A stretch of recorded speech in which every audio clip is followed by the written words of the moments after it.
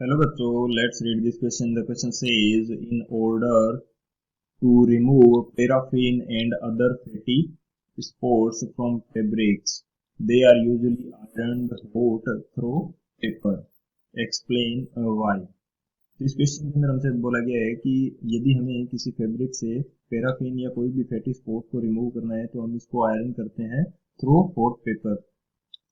तो ऐसा क्यों किया जाता है? तो इसके लिए जो की कंसेप्ट है उसको हम डिस्कस कर लेते हैं। की कंसेप्ट यदि बात की जाए तो की कंसेप्ट के अंदर हम लोग डिस्कस करेंगे एडहेसिव फोर्स को।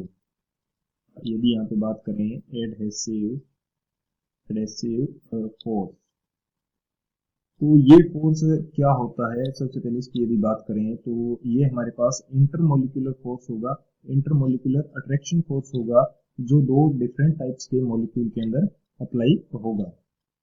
दो डिफरेंट टाइप के मॉलिक्यूल्स को एक दूसरे से चिपकाए रखने के लिए जो फोर्स होता है उसको बोला जाता है adhesive force.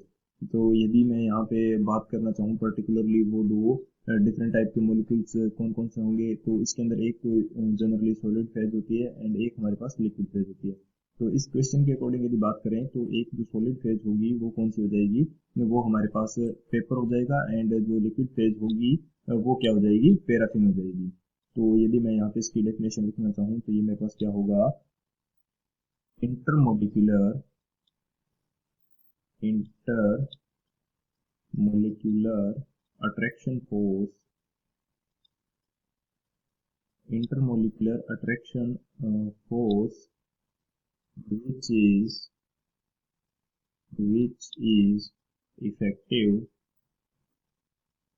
which is effective between which is effective between two different type of molecules, two different type of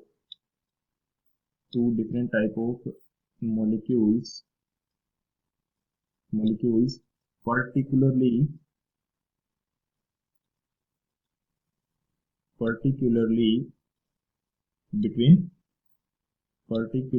between liquid and solid।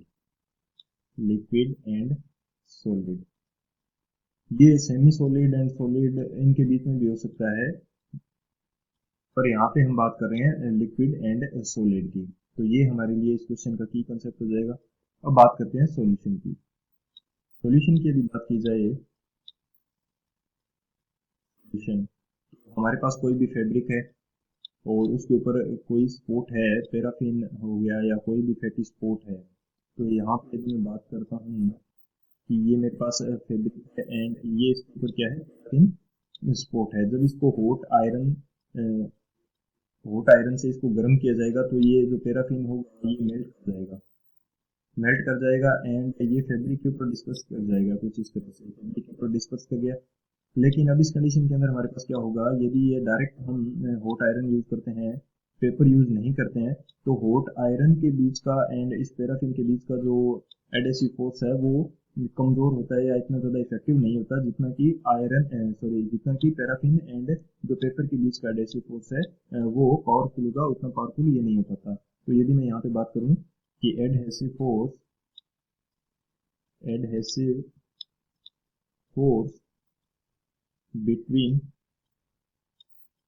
iron and paraffin, iron and paraffin की यदि बात करें तो ये जो फोर्स है ये कमजोर होगा किससे? Adhesive force between paper and paraffin.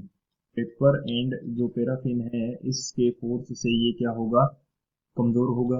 And जो पेपर एंड पैराफिन के बीच का एडहेसिव फोर्स है ये ग्रेटर होगा किससे? कोहेसिव फोर्स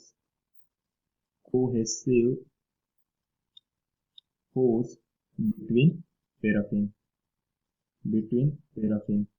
अब ये कोहेसिव फोर्स क्या होता है? कोहेसिव फोर्स भी एक टाइप का इंटरमोलिकुलर फोर्स होता है जो सेम टाइप के मॉलिक्यूल्स के बीच में अप्लाई होता है, सेम टाइप के मॉलिक्यूल के बीच में, यानी कि यदि पैराफिन के मॉलिक्यूल्स हैं तो इन पैराफिन के मॉलिक्यूल्स को आपस में बांधे रखने के लिए जो फोर्स रिक्वायर्ड है वो हमारे पास क्या होता है, कोहेसिव फोर्स होता है। तो ये जो हमारा adhesive force between paper and paraffin है, ये इन दोनों से क्या होगा, प्रभावी होगा या पावरफुल होगा, जिस कारण से हमारा जो पैराफिन है, मेल्टेड पैराफिन जो हॉट आयरन के कारण मेल्ट कर जाएगा, वो इस पेपर से चिपक जाएगा या एडहेसिव नेचर शो करेगा, तो ये इजीली रिमूव हो जाएगा। तो इसीलिए हम क्या यूज करते हैं, हॉट आयरन यूज करते हैं थ्रो पेपर, ना कि डायरेक्ट। थ्रो पेपर यूज करेंगे तो ये पेपर से चिपक जाएगा एंड इजीली रिमूव हो जाएगा फैब्रिक से। तो ये इसके पीछे का क्या होता है, मेन कंसेप्ट होता है। So this is the final answer. I hope you understood it well. Best of luck. Thank you.